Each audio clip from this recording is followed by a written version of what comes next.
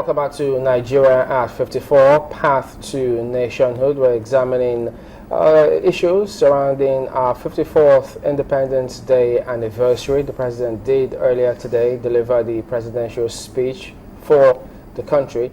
And then we'll have with us retired Captain Omar Aliyu and Dele Ashaju, who both extensive research on security and analysis. Well, we're talking about what we should do now. Captain, you were making a point before we went on break. How should we approach this now? Now is actually a very, very good point in time to rally us loud. A rallying call needs to be made to Nigerians. I say it's a good time because Nigeria turns 100, as in post-amalgamation, and our date, 54. And we're looking at a situation where if in my own heart things could happen the way I'm seeing, we could begin to look at a new Nigeria. A new Nigeria in the sense that we are going forward. A new Nigeria in the sense that we are modifying. Look, there is so much we have lost in 54 years. Let me give you an example. If you matched the drums of oil we have drilled from the ground from the very first day to date with what you have on ground, how would you mark Nigeria on an excellent, average, below average, and poor grading? But then fine, we didn't do it well in 54 years. We've made so many mistakes in 54 years. My own mindset is now we have known everything and probably even more that we should not do. At least if you failed so many times, you would have known everything about failing. So at a point in time, there's only succeed left or success left. So I want to believe that at this point, it's time to look back, learn from our mistakes, grow up, become politically mature. That a man is telling you you are not it doesn't make him enemy. Okay. Mr. Shaju. Yeah. We need to, we will win the war, no question about it. We are going to win the war against Boko Haram, okay? So for now, everybody is in support of the military. Well, let me not say everybody. Some people don't want them to win the war. But majority of Nigerians... That sounds strange, though. Come on. Some people don't want them to win the war. The people that are funding them, the people that are using that for political mileage, they don't want them to win the war. The people that want to see this country divided don't want them to win the war. The religious bigots don't want them to win the war. People within this country who want to see the country divided. Of course. Of course. You see, let me tell you something. I tell my son, my last one is 10 years old, he just moved into school. He just went into secondary school Saturday. You see, we say be patriotic. Be patriotic.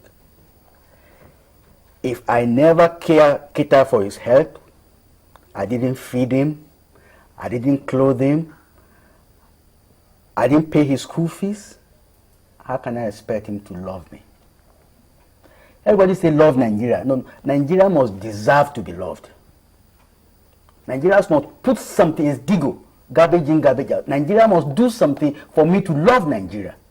Americans love Americans because they see it's not just talk. They say, America will tell you talk is cheap. Let Nigeria make sure infant mortality, mosquitoes don't kill 300,000 per year. How many pregnancies gets washed off? So who is Nigeria? Is it in us all? Listen, I don't have a say in the policy, the leadership. But you have a say where you are. Yes, I have What a if we say. approach it from that perspective? I have a that say. we can affect the country from wherever we are. Yes, I can be positive.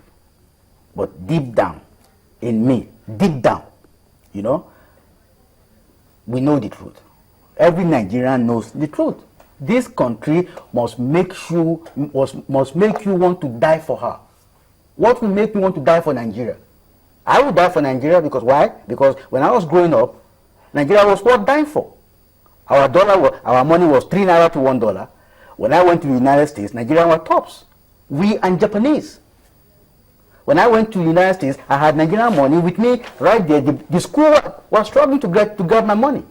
They give me money advance. They give me scholarship. They do that. Nigerians don't. When you pass through the airport, the same respect they give Japanese, they give Nigerians. But we can get those days back. We can get it back if we knew what we used to be. You see, you don't know.